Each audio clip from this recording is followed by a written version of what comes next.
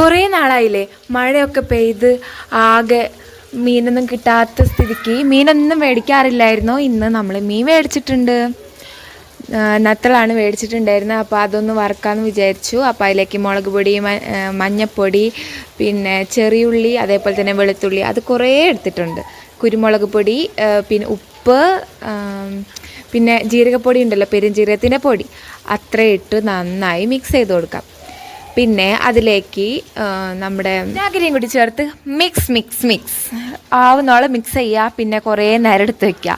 ഫ്രിഡ്ജിലെടുത്ത് വയ്ക്കുക, അല്ലെങ്കിൽ പുറത്തെടുത്ത് വയ്ക്കുക. എന്തായാലും എടുത്ത് വയ്ക്കണം, നല്ല ടേസ്റ്റ് ഉണ്ടാവുള്ളൂ.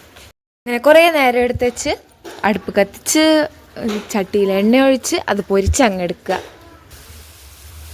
പിന്നെ കുറച്ച് ചോറും അതിലേക്ക് എന്തെങ്കിലും ഒരു കറി, ഈ മീനും കൂട്ടി കഴിക്കാൻ എന്ത് രസമായിരിക്കും അല്ലേ. കുറേ നാൾ കൂടിയിട്ട് കഴിക്കുമ്പോൾ വല്ലാത്തൊരു ഫീലല്ലേ.